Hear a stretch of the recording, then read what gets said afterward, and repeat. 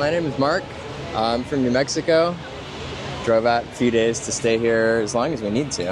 I've got the time since my business died because of Trump's war on the economy. So I'm really? like, well, what was your right. business? Oh, well, it was importing things mainly from China. So the tariffs. There you go. Yeah, I was the people in business see it, and it just hasn't hit people like the average people yet. So I was like, well, I got some savings, I got some time. I worked real hard, and I was living my American dream, pursuit of liberty and happiness.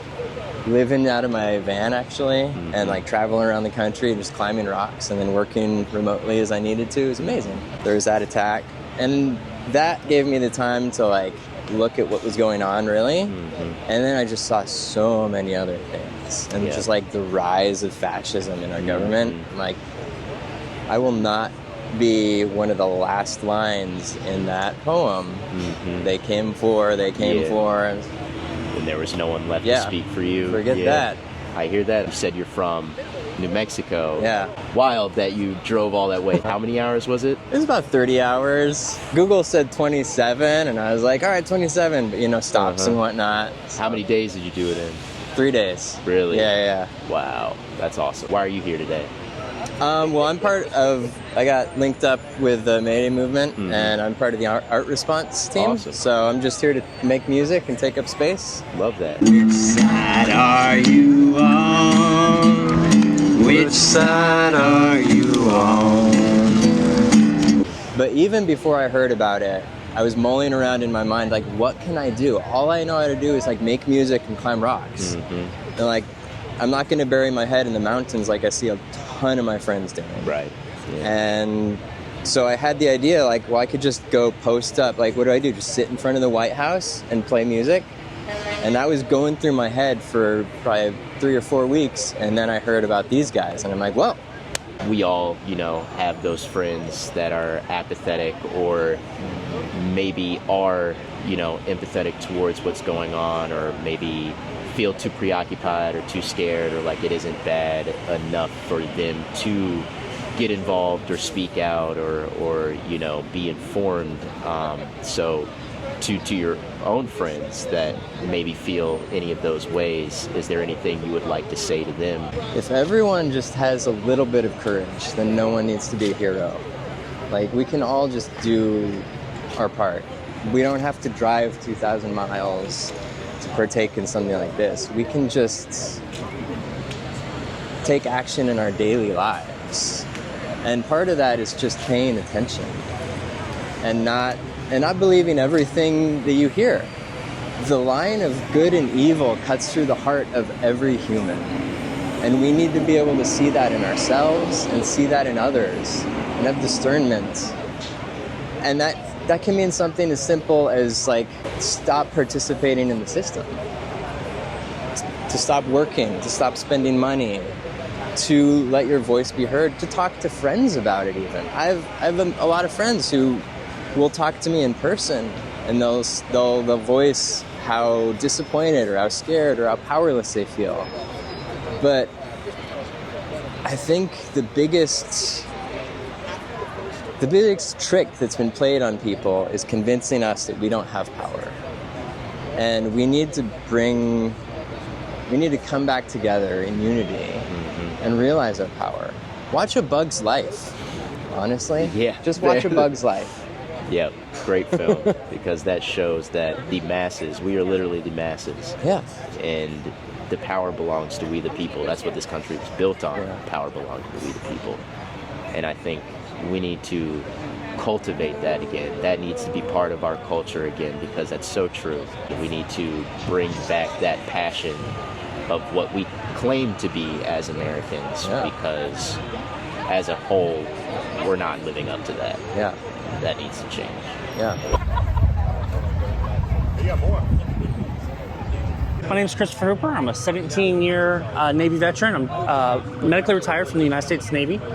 And I'm a firm believer in democracy and the government for the people, of the people, by the people.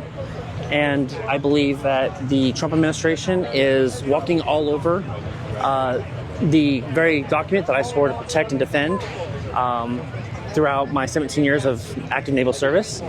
And just because I'm out of service doesn't mean that my oath to the U.S. Constitution has expired. Not only am I a retiree, but my spouse is an active duty Navy sailor, of which I'm very proud. I'm proud of all of our troops. They face a very moral dilemma right now, whether or not to follow orders or not.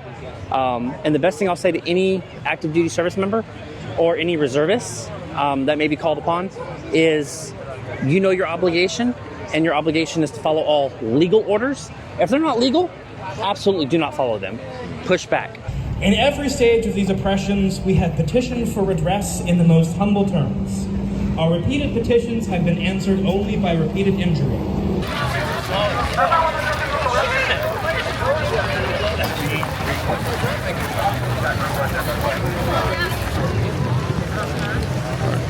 Thanks for sitting down with me, Peter. How you feeling today? I'm tired. It's, what time is it? It's probably around 1:30.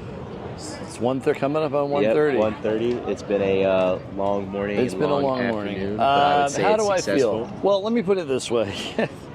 How do I feel? I feel pretty good. Yeah. I mean, I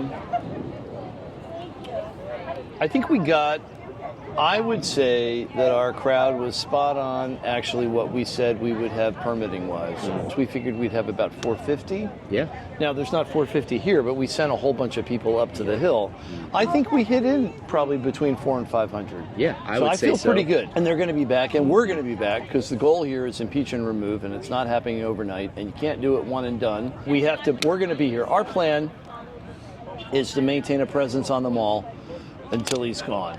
The Park Service will issue permits in 4-month blocks, and we're going to be here.